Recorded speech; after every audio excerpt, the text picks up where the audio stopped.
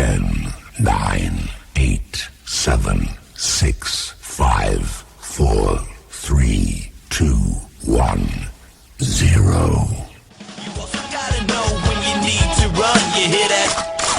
That's the sound of a shotgun. Everybody jumps from the sound of a shotgun. In my neighborhood, everybody got one. Everybody jumps from the sound of a shotgun. In my neighborhood, everybody got one. Everybody jumps from the sound of a shotgun. In my neighborhood.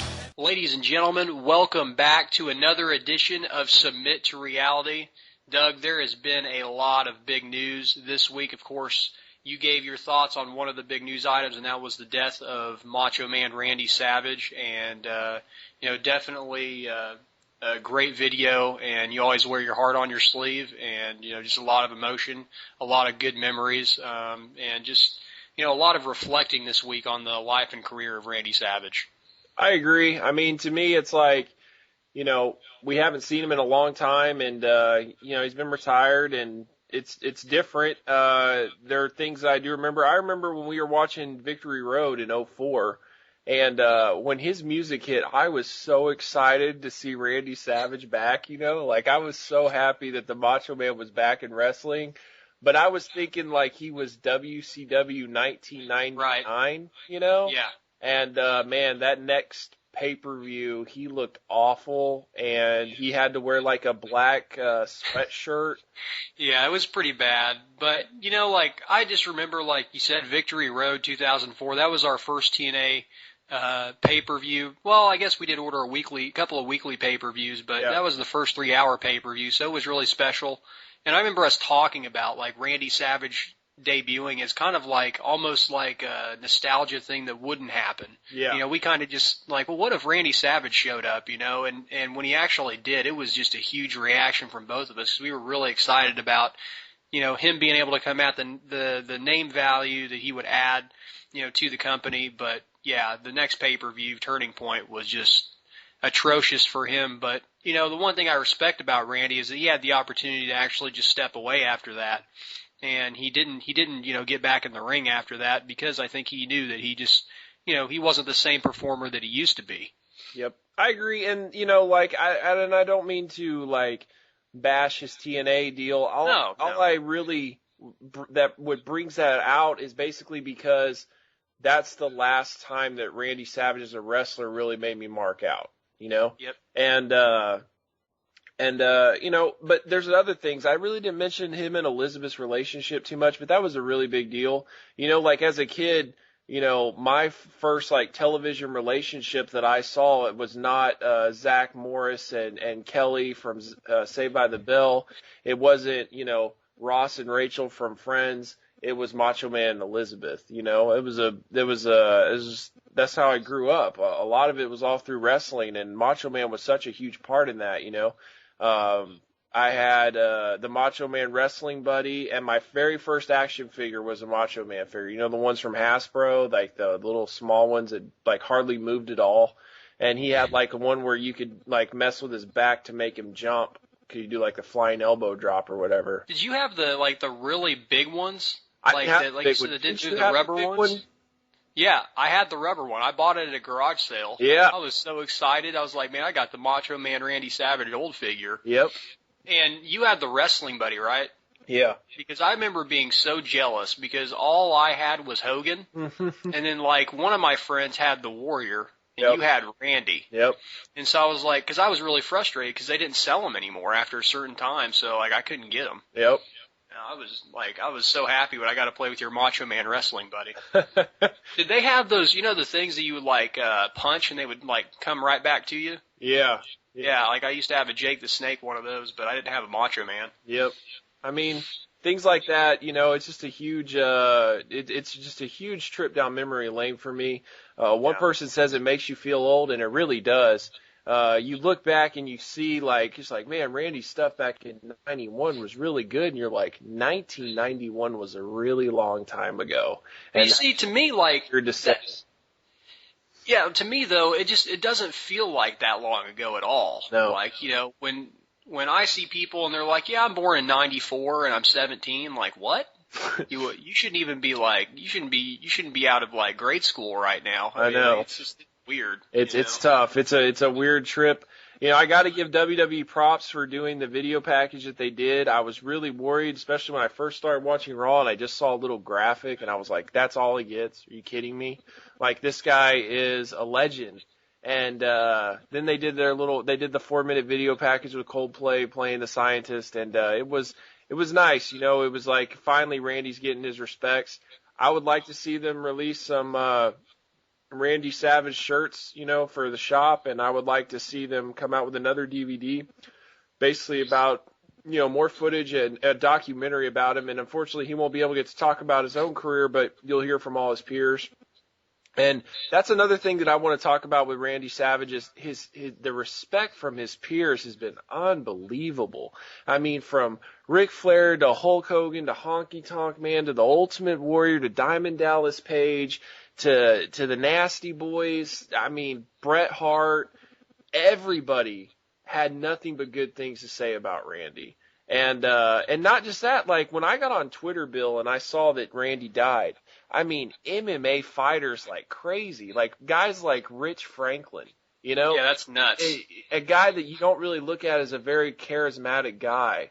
And he's talking about rest in peace, Randy Savage. And I mean, like ESPN broadcasters and football players. And I mean, just how many people he touched with his unbelievable charisma is a huge thing for Randy, and I think it shows how great of a legend he was. And a funny story, they said that he's going to be cremated and his ashes are going to be put next to his tree. And he told his brother, he said he wanted to be where his dog is, because if it's good enough for Hercules, it's good enough for him. So Randy put his dog by his favorite tree. And that's the way the madness is, man. He was an original dude. He was something that was always doing something out of the norm, and he's going to be like that all the way till he died, Yeah, that's just crazy to me. And I mean, Macho Man, it's just amazing. It's like to them, they think that some of them don't realize how many lives they've touched, yeah, or what effect they've had on the world.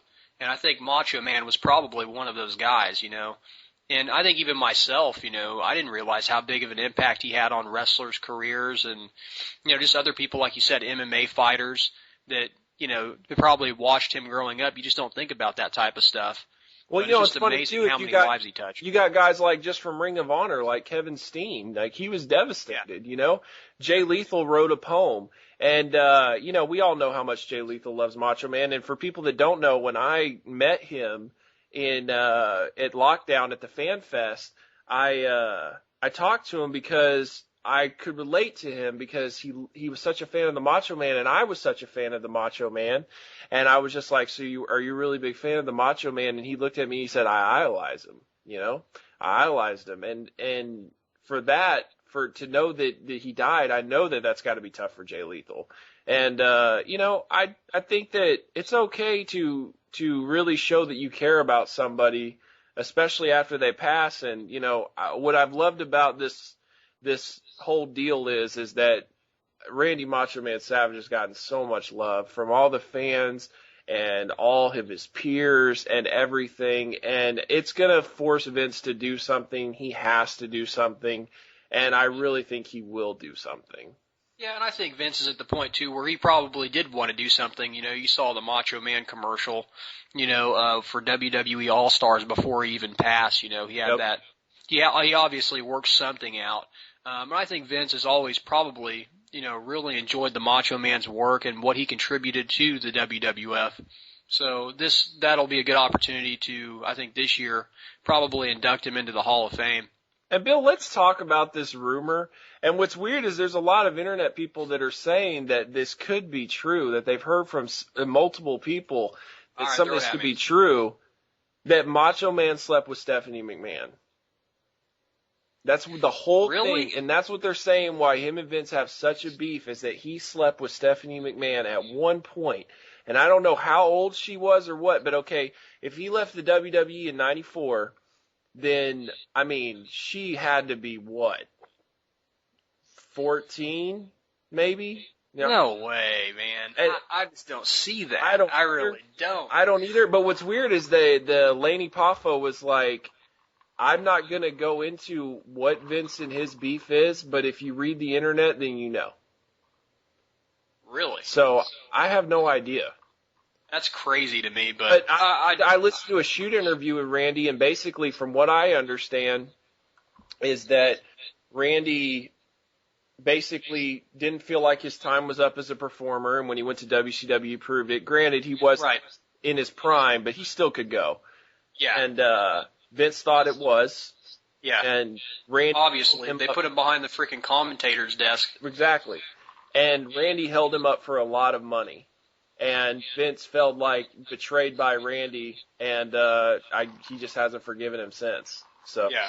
To me, that makes sense a lot more. I mean, for all the things that they've said, how great of a guy Randy Savage is, it just doesn't seem like that doesn't seem like a fit to me. No, not at all. Yeah. So it's just a bizarre rumor, and there's a lot of people that claim that it's true, but I don't know. I guess we'll never know.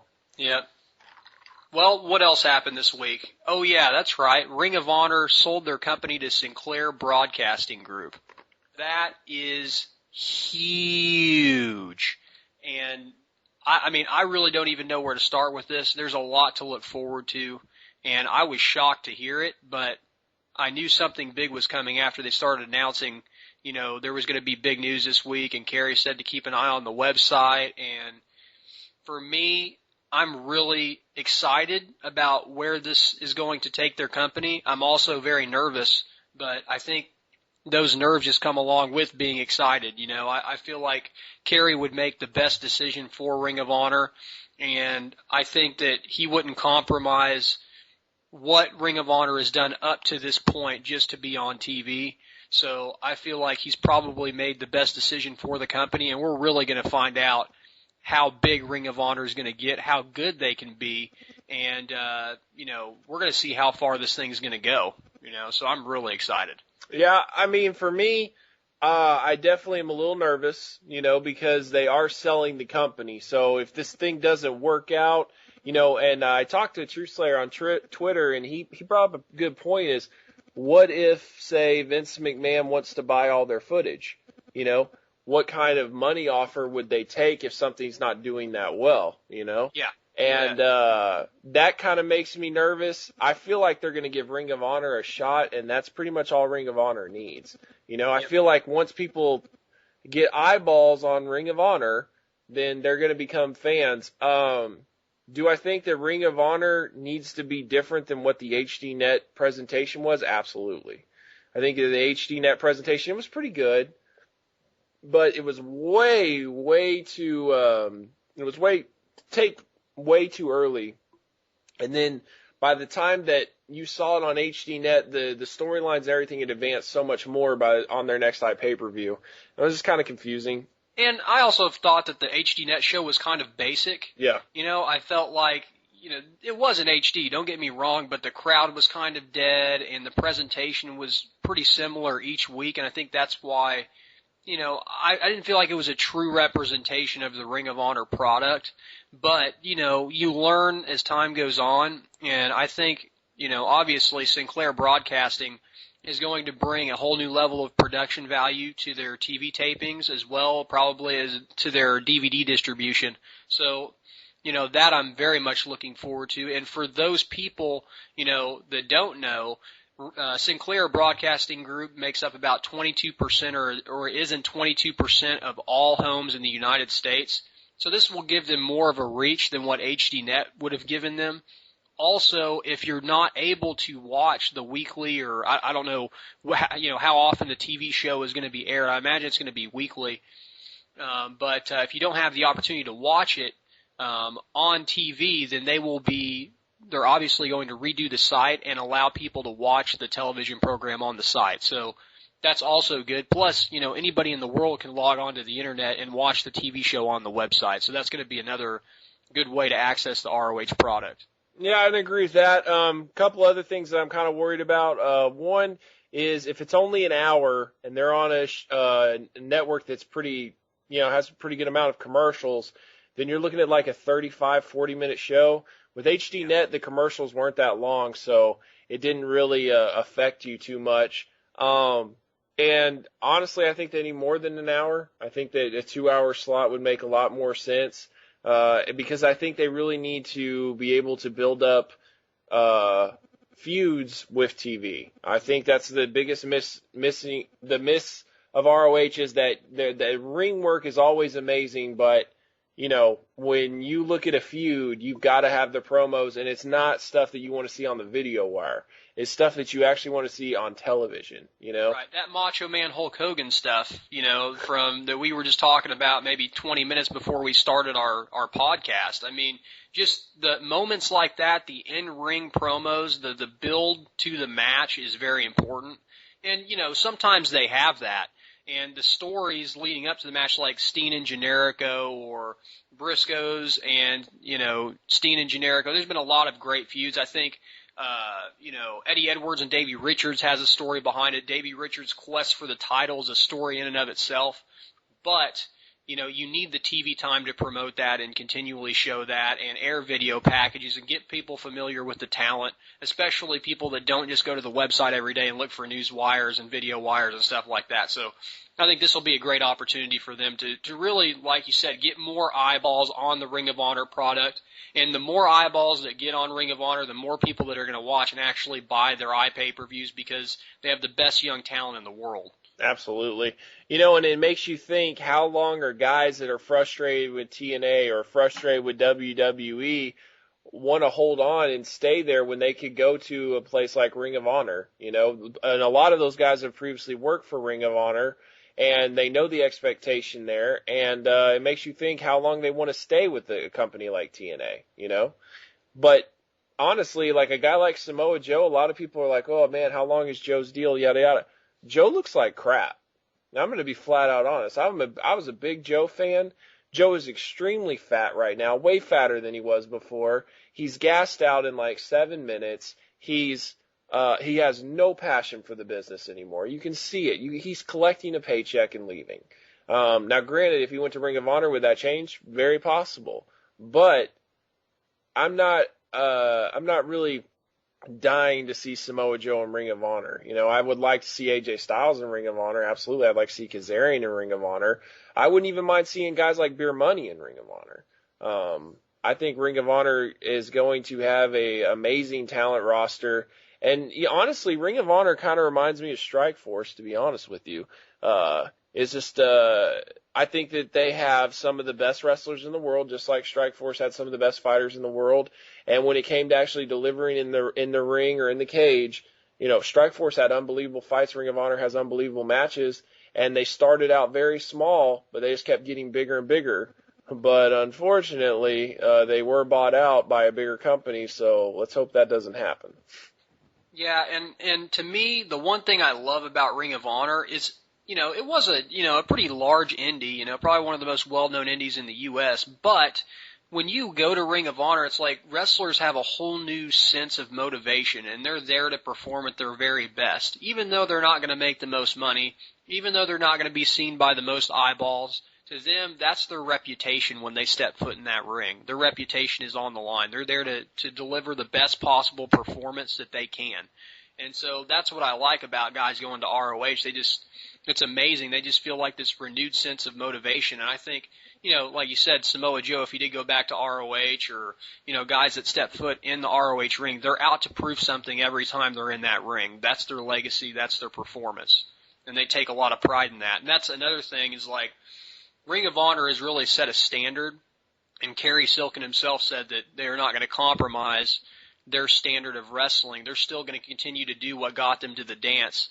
And so I'm really, you know, like I said, I'm looking forward to it. I am nervous because, you know, there are going to probably be some changes, but to me, I feel like they're still going to go out there to deliver the best possible performances that they can and continue to grow their product, because that's what's gotten them this far. Well, and not just that, they have a blueprint on 100% what not to do, and it's called TNA Wrestling. And not just that, you know, the UFC, okay, the Dana White and the Fertitta brothers, they were really big fans of boxing, and they grew up watching boxing. It's what they loved. And they saw the sport that they loved get destroyed by BS politics, BS promoters, and horrible decision making. And basically when they bought the UFC, they looked at it and said, okay, we're going to do everything the way that we want to run it, and we're going to look at boxing and the way that they did things we're going to avoid. And honestly, that's what they have. They looked at, they wanted to unify the rules, but there's only one champion per division. The weight classes aren't like 3 pounds the difference. And there's not 4 different heavyweight champions in the UFC. You know, and they made it more fan friendly, and they gave you free fights on TV.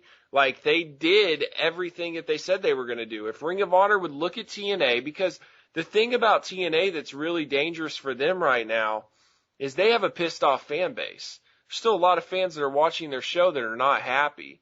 And if they can go somewhere else and enjoy the type of talent that TNA has and watch it on a different wrestling company and a wrestling company that is actually allowed to deliver in the ring, then TNA is going to lose fans by the masses. And I think they're already losing fans because, you know, to me, like the ROHI pay-per-views, you know, they've been getting more buzz this last year.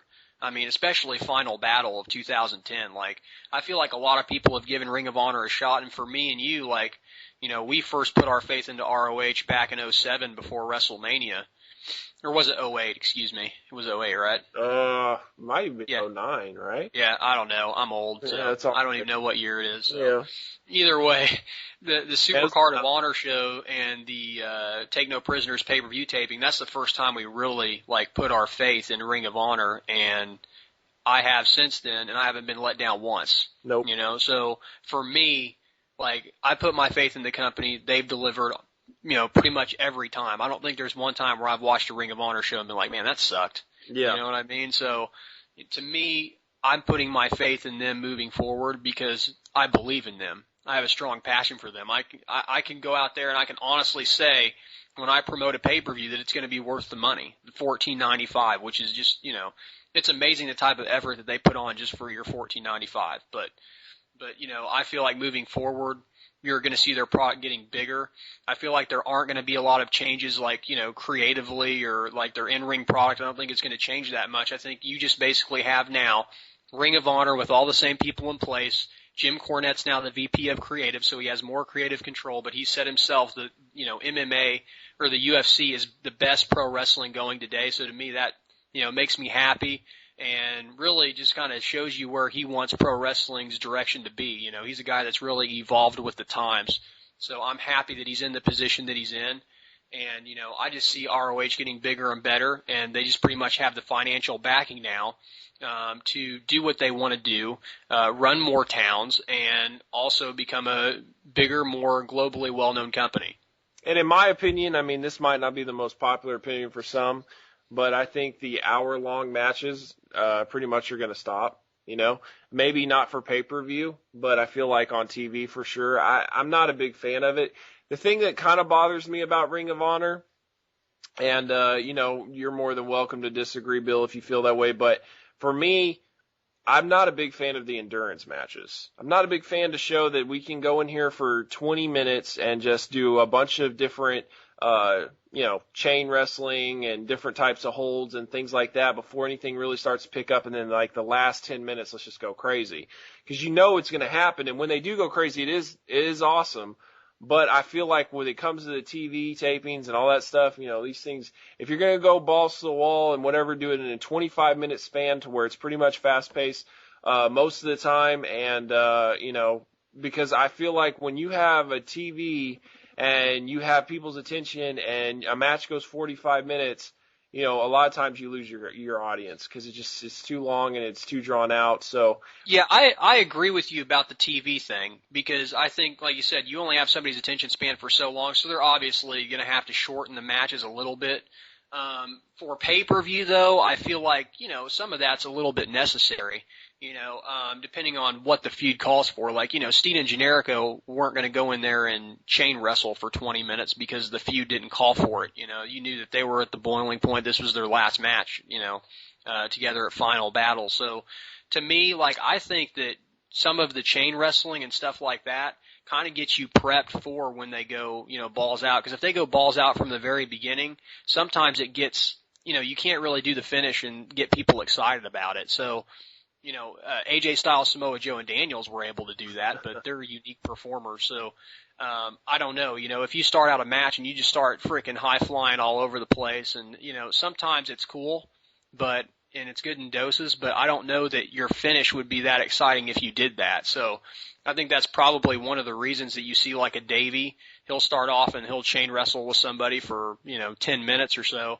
And then after that, they'll really start building the match up. And by the end, you're just freaking on your feet and every false finish you're jumping at. And, so I don't know. I think it's good for some instances, but like you said, I think for TV, they really need to establish who they are and what Ring of Honor is all about. They need Adam Cole and Kyle O'Reilly to go out there and drop kick from the apron to the concrete floor. Yeah. That's the type of stuff that I'm looking for. Well, here's my idea of a perfect example of a match that I had a problem with that I thought was a good match, but I felt like it went way too long and they BS'd in there way too long. As I thought World's Greatest Tag Team and American Wolves. I was really excited for that match, and midway through, I was getting kind of bored, because I just felt like they were just screwing around in there. Yeah, the end was great. The end was great. Oh, sorry, go ahead. No, the end was great, and I mean, probably the last 7 to 10 minutes was awesome, but it took a while to get there. And I think that's like Charlie Haas and Shelton Benjamin's style, though. Like, if you notice, their matches. That's the style that they've really taken with them. They're not those guys that are going to go balls to the wall from the very beginning.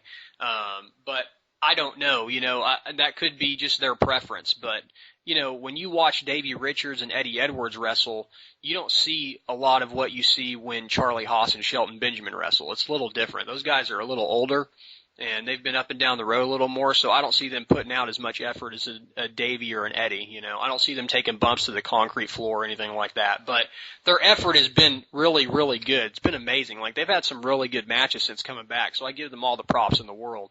But they're not at the prime of their career like a Davey or an Eddie is. No, I agree, and I mean, I'm not saying that these are bad matches. They're great matches. It's just I feel like it takes a while to get there. Cut it 5 minutes, from where you're prepping and start to have the thing go, and there's going to be a lot of people I know that are going to flame me for this or whatever. That's how I think you have a point, I think that ROH's matches are long. I definitely appreciate it because we don't see that on any other, wrestling program right now, but I do think that there is room, especially once they get on TV, to cut it back a little bit. I'd like to see more promos, like in-ring promos. Absolutely. I'd like to see, pre-match and post-match promos. I want to see storylines develop, things like that. I want to see video packages. I mean, I want to see – that's the type of production I'm talking about. I'm not necessarily talking about pyro or lighting or all that stuff, but I want to see – build up, man. And not just off the video wire and not just a promo here or there. I want to be able to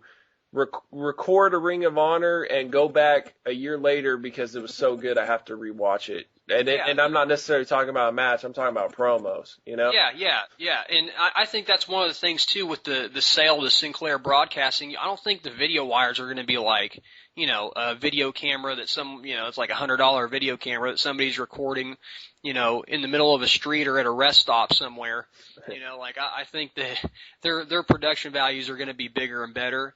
And I think you're going to notice that about the product. And I'm really excited about it because these guys, they have the talent to be able to really make some serious money and to really advance their company. So I'm very much looking forward to it. Like with the sale of Sinclair Broadcasting, there's a lot of people worried about it, but I'm not going to worry about it because I trust Kerry Silkin. I trust his decision making, and he hasn't let me down in the past. So to me, I feel like he made the best decision for the fans and made the best decision in the fans' interest. So I'm going to trust him, and I'm just going to move forward and be excited about it. And if something happens, something happens. But you know what? If they didn't make the sale, we may never know whether or not ROH could be a top contender for the number 2 spot or even bigger. I'm just excited that they're trying to get there. Now, I always felt like ROH was just a company that wanted to sell their DVDs and have live events and that's it, and they never really wanted to go there. I'm just excited that a company this good wants to take that step. And if you're a wrestling fan and you're not excited about Ring of Honor getting a TV deal that more people will be able to watch, then, I mean, I don't know what to tell you because everybody should be excited about this thing. And you brought up the UFC too. Like, I feel like they're kind of like where the UFC was, like around, UFC like 37, or, like when they were first, like, when the Fertittas first bought it. Yeah. Like, I feel like they're at that point where they have an idea of where they want to take their company and how they want to be different, but they haven't got there yet. They haven't got the eyeballs on the product yet. Yep. But to me, I feel like they know what's going to make them different, what's going to help that company succeed. And they got to get there, And I know the UFC, they lost a bunch of money and before they ever, did the Ultimate Fighter. Yeah, absolutely. And I think Dane even said himself, if the Ultimate Fighter didn't work, then they may have just ended up selling it or, folding it. $44 million in debt, and if they would have got a decent offer, they probably would have sold it. Yep. Because they didn't get a good offer, and that's one of the main reasons they didn't sell it. But the thing that frustrated me about the UFC is if you watched UFC 47 and you watched UFC 52, because UFC 52 was huge. It was Couture and Liddell, and I think it did like 250,000 buys, which is nothing. They never did anything that big before. And if you watch those shows, there's really no difference. Yeah. The production value, everything's pretty much all the same. Yeah. And 100,000 people less were watching it. Yep, and that's the thing. It's like they were having good shows for a while. A long time. A long Tito and Kent, like UFC 40 is probably one of my favorite UFCs ever. And they did like 110,000 or 140,000 buys or something like that. It's like 125,000, but like UFC 43, I mean, like Liddell and Couture and freaking that thing was like Chemo and Tank. Did Sean Shirk fight on that card? Or was that the one before that? He fought on 42 against Hughes, and then 41 was Rico and Tim Sylvia, and then Baroni and Linlin, and I mean, but all those shows are awesome shows, and the thing is that it just needed eyeballs. That's all it needed, and then people really got the buzz, and that brings me to a point that I want to talk about. I think we should do a segment, Bill, like maybe like the moron of the week, kind of like how Fournette did like the FU of the week or whatever. You bet. And I got it's a two-way tie this week. One is our brother from a different mother, Hulk Hogan, and the other one is John Fitch. And I'm kind of torn on which one. I'm going to go ahead and say they both win, and I'm going to talk about both of them. But Hulk Hogan has basically stated that the problem with TNA wrestling is just getting the eyeballs on the product. Okay.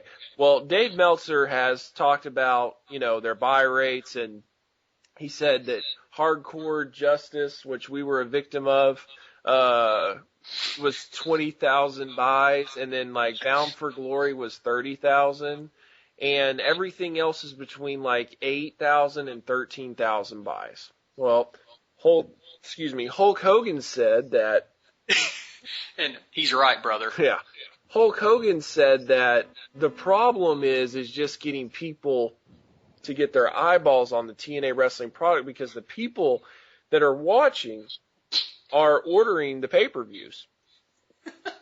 Okay. Over 1 million people watch TNA wrestling, and you're not even converting a tenth of your audience. I mean, I have no idea what to say.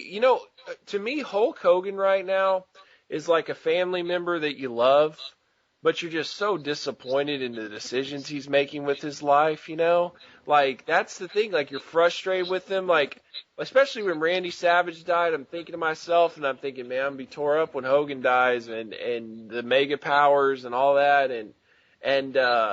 But man, he just does so many stupid things right now. He got like a big giant immortal tattoo on his back. And what he doesn't understand is, if visually you take away what we recognized, then it takes away the nostalgia of seeing him in the ring. So if I see Hulk Hogan in the ring and he's got a big old immortal tattoo on his back and he's got these tattoos on his wrist and all, did you see it? No, did you see the tat? I haven't seen it. I heard about it.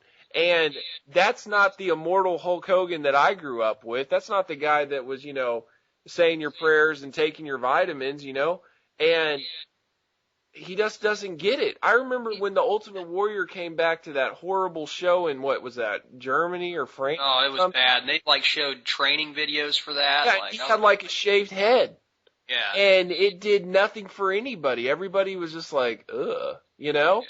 And he has tattoos now, and it doesn't make sense. The same thing like Scott Steiner with this big giant heart tattoo on his chest that's now wrapped around like a necklace. Like, what are these guys thinking? You look Cute like tattoo. morons, you know? And, it's just a big mess. But anyways, Hogan needs a reality check, okay? There's plenty of people watching TNA. The problem with TNA is the actual product. And I saw, the new Impact deal and all that stuff, and the production value looked really good, and it looked like they were actually trying to brand their product, and that's exciting. But the problem is they say where wrestling matters, and they're still not having good matches. So you can talk the talk, but can you walk the walk? And you better walk the walk now that Ring of Honor is going to be on TV in September. Because I'm telling you what, brother, you think that you have a problem right now. You ain't seen nothing yet. Yep. Give. And what's funny to me, like, he even said he's like, well, we might be able to take Spike TV to #1. Like, what are you talking about? Yeah, why are you trying to get the channel that you're on to #1 and not even trying to improve your product? I mean, that has nothing to do with if this the product. UFC can't get Spike TV to #1, brother, TNA ain't getting it to #1. And this is the type of thought process that's coming out of this man's mouth, and you're just like, really? And then Eric Bischoff is showing a Twitter vid of him freaking with Goldberg. Is that really supposed to get wrestling fans excited? Like, did you see Eric Bischoff trying to show off his new physique on Impact, like how he's been working out? With his little gay tattoo that he has on his arm too, like he's trying to talk tough to wrestlers. The dude's like 60 years old. I know. Like, it's such trying a to talk loser. tough to the X Division guys. I'm like, no wonder these guys are pissed. If there's one guy that has proven to be such a fraud, it is Eric Bischoff, man. This guy was just at the right place at the right time with Ted Turner's checkbook. He is a complete moron. He has no clue what to do without the resources and without copying off of somebody else. So that's the Hulk Hogan. Do you have any other thoughts on Hulk Hogan, Bill?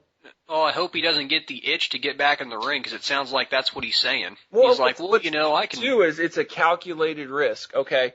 Basically, what that means is I'm not doing anything in there. I'm going to do a couple of punches. If I'm not taking any bumps, so if I take a bump, I want you to hit me in the throat, something like that. Okay, you can't do the leg drop because you've deteriorated your spine so bad that you've actually shrunk. He said that on The Voice versus Hulk Hogan on HDNet. He said he was like 6'7" when he started the business, and he's down to like 6'4", 6'5". I mean, I'm not doubting Hogan gave up his body for the fans or for wrestling or for whatever. I mean, I appreciate that. I appreciate his sacrifices, but I'm tired of seeing Hulk Hogan, man. I'm done with it, dude. Like, there's all of those guys in his era are not around anymore when it comes to that. When it comes to actually wrestling, he doesn't need to wrestle. Except Ric Flair, of course, but what can you do about Ric Flair? I don't know. Okay, and then the other moron was John Fitch.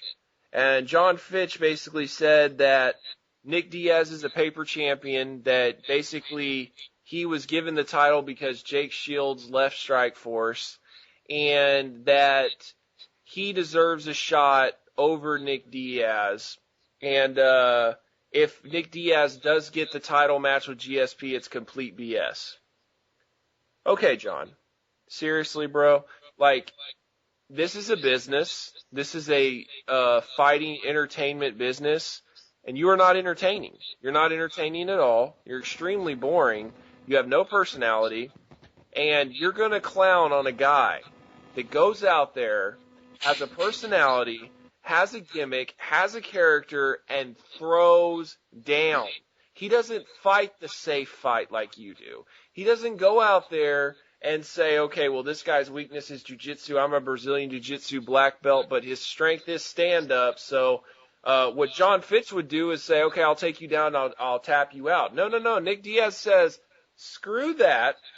I'm better than this dude. I'm going to go in there and bang with him, and I'm going to break his will. I'm going to bust him up, and I'm going to think about him making him think that he might never want to fight again. you know? And What I find funny about that is, like, John Fitch wants to call someone a paper champion, but he had his shot. Absolutely. He had his shot to become the champion against GSP, and GSP destroyed his face. yeah, I So agree. he's upset about it, and so, yeah, he has won fights. I'm not denying that, but they haven't been in impressive fashion, and that's the problem. Like, he hasn't emphatically stated to Dana White, look, man, I'm here, I'm the real deal, I'm here to go in there and finish GSP. And GSP is a guy that you pretty much have to give him like a $500,000 bonus just so that he can finish a fight, if that even happens. Yeah. So they want to give someone that's going to go in there and pressure him to finish that fight, and the best person to do that is Nick Diaz, and he's the most legitimate contender that they have for him right now anyways. And Bill, like, out of John Fitch's last 12 fights, 11 of them have been decisions. You want to know the one that wasn't a decision? GSP. He lost. You know? Like, I don't know what to say about John Fitch. And, like, another thing that bothers me about John Fitch is he only fights, like, up to his competition. So if he's fighting a lesser guy, then he has trouble with that lesser guy. He doesn't just go in there and destroy guys. I remember when he fought one guy, God, I don't even remember his name. He's a no-namer, basically. And he was in there fighting with him, and Fitch was getting rocked. And I was like, are you kidding me? You know? And Fitch, yeah, he's a grinder, you know, but like, okay, he had one whole round to pound on BJ Penn, and he didn't do anything. I mean, he landed some punches, but they weren't effective, and Dana wasn't impressed at all, you know, and he basically pounded on BJ Penn for an entire round and was only able to get a draw. Like, and then you're going to go and clown Nick Diaz, and I've heard a lot of people saying that Nick Diaz's worst nightmare is wrestling, and granted, it is a weakness of his, but he's great off his back. But he's amazing off his back. But it's based off of old performances in the UFC. I hate to break it to you people, but Nick is a way better fighter now, you know? Yep. And you saw GSP panic. Do you think Jake Shields or GSP was worried about taking Jake Shields down when Jake Shields was just jabbing him in the face?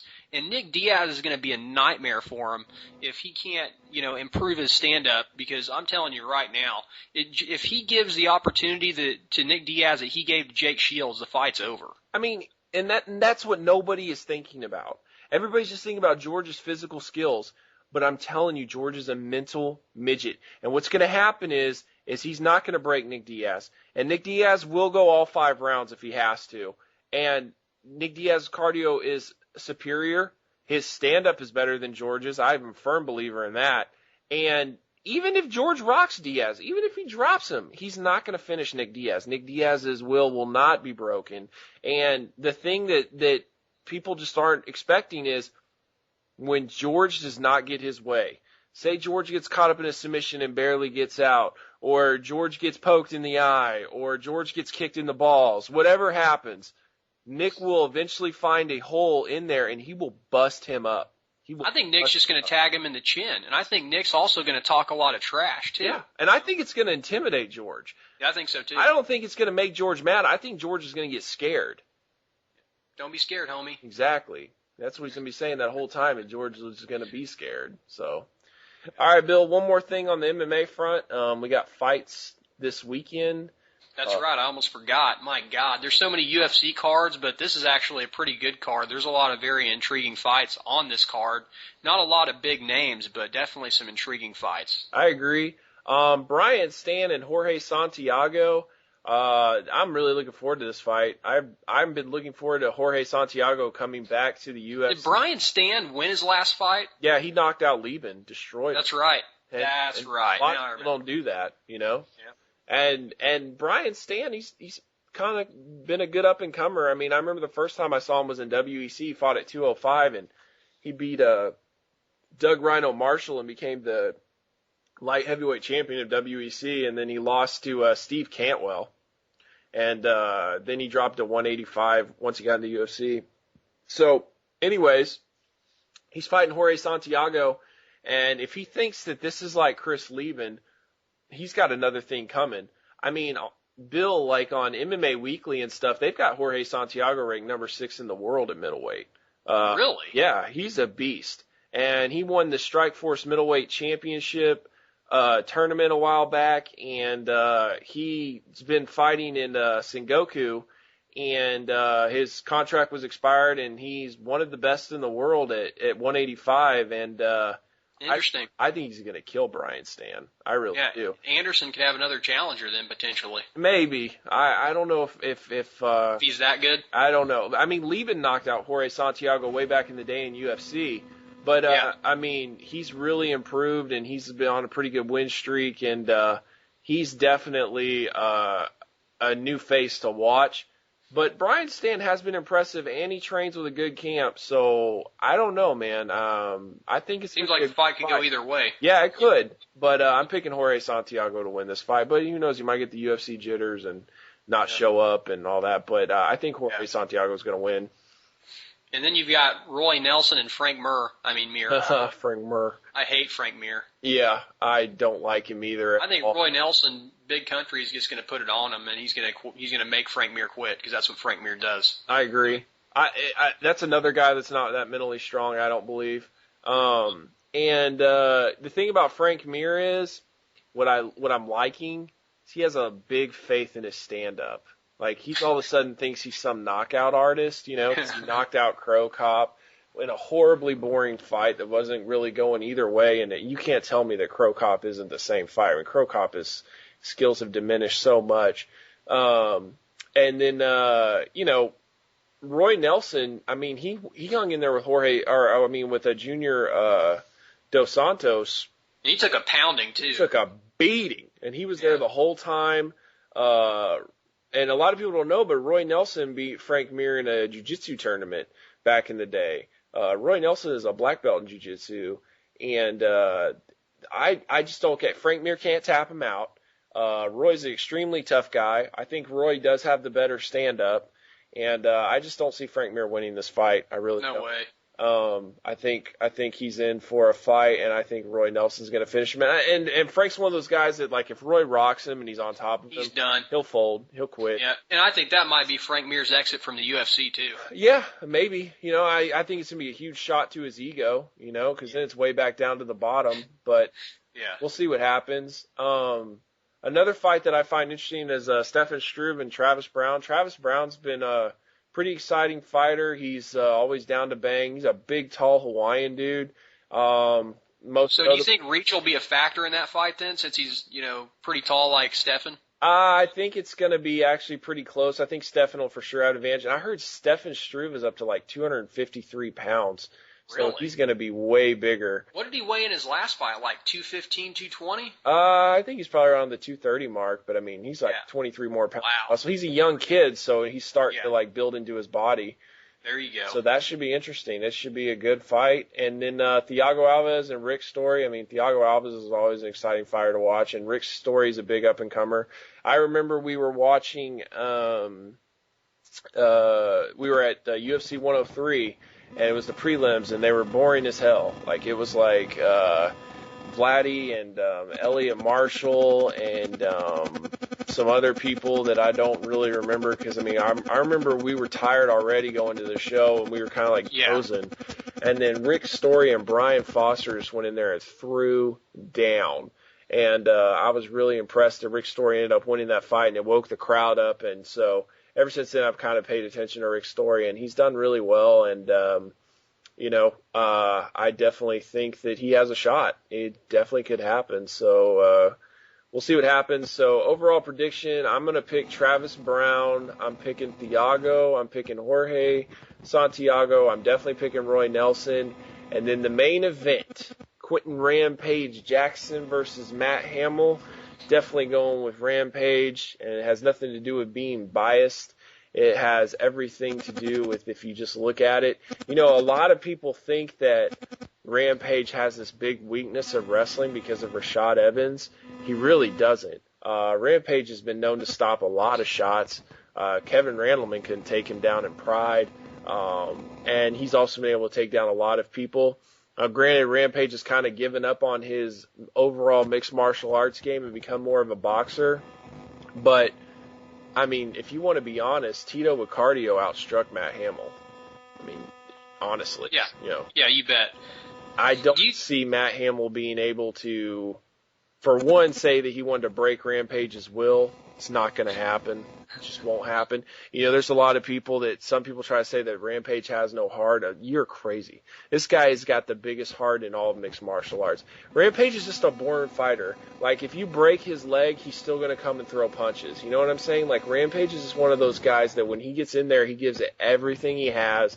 And he just, punch him in the face and you're just going to piss him off. You know? Yeah, that's the way he's been from the very beginning, too. Yeah. So, I mean, I don't know. I mean, I know you and I talked a little bit earlier about, how Rampage really, we wonder whether or not his passion is there to be a fighter anymore. So that'll be an interesting fight to me. I think if Hamill can continually get the takedown, I think he might be able to win a decision. But that's really the only way that I see Hamill winning this fight. I agree, but the thing is, okay, like a guy like Rashad Evans, the reason he was able to take Rampage down was based off of explosiveness and timing. So when Rampage was not expecting the takedown, Rashad was so fast and able to take him down that it was happening so quick. Matt Hamill doesn't have that explosiveness and timing. Matt Hamill's one of those guys that will kind of grab your leg and try to work it down, and it's not going to work. He's going to get stuck in bad positions. And not just that, Matt Hamill has a hard time keeping his hands up. I mean, to me, this has Quentin Rampage Jackson knocking him out all over it. And he hits a lot harder than Tito. Yeah, so. Trust me. And I don't see good. My thing about Rampage is, if he wants to retire tomorrow, he can. He says he wants to retire at 35. He's 33 right now. Honestly, I respect that. What people understand, this is his 40th fight. This is his 40th fight, and he's been in a lot of wars. And he's always been there to throw down.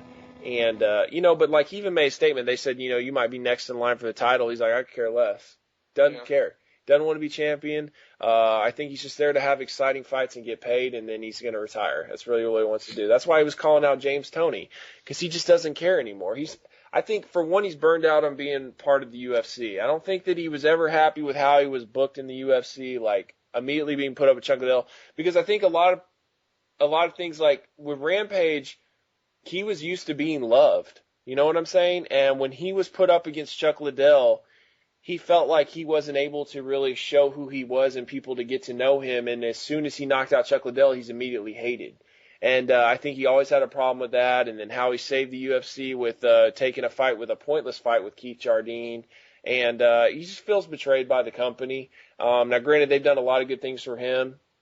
So I just think Rampage is burned out on fighting. I think he sees an opportunity in acting and all that. And, it's not like he's just been doing straight to videos. I mean, he has done some of those, but, he did the A-Team, and I think he has potential. He's a very funny guy, very charismatic guy, easily could be a pro wrestler also if he wanted to. And, I just think that he doesn't owe the fans anything anymore. He gave it his all, and, whenever he wants to hang it up, he can hang it up. We'll definitely miss him, but, I feel like Quentin Rampage Jackson, I don't see him fighting a lot more. I think he'll probably fight 3 more times maybe in his career. So enjoy him, man, because he's going to go down as a legend and one of the best that ever did it.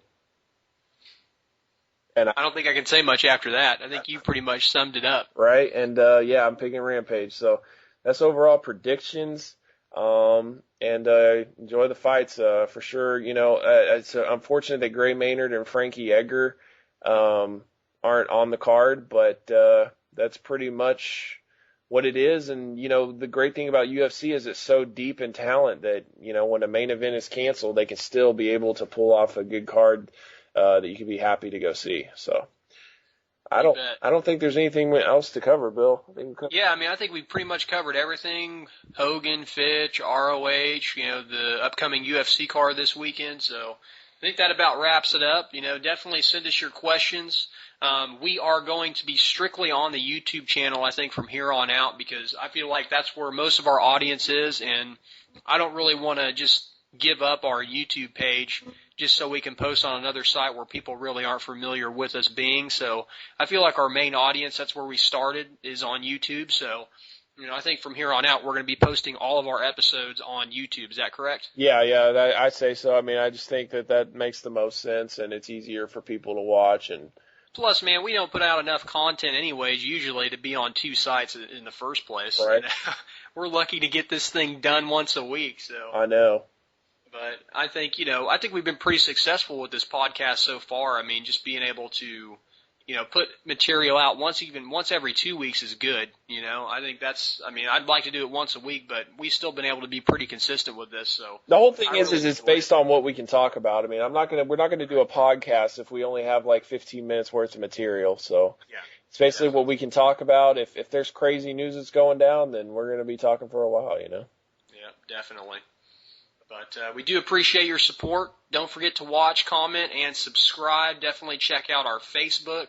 I believe you're still working on that, though. You've got a lot of pictures uploaded, though, right? Yeah, a ton of pictures of events that we've been to, and there's still some other stuff that I need to upload on there. And then, I'm on there. It's hard though because I use my Twitter a lot, and then I try to talk to people on Facebook. So it's just up in the air. But definitely check out the Facebook page and. Definitely check out my Twitter and don't forget to follow them. Yeah, follow me on my Twitter. I like to hear everybody's opinions and things, so it's cool. Definitely. All right. Well, thank you all very much for your support, and we will see you next week.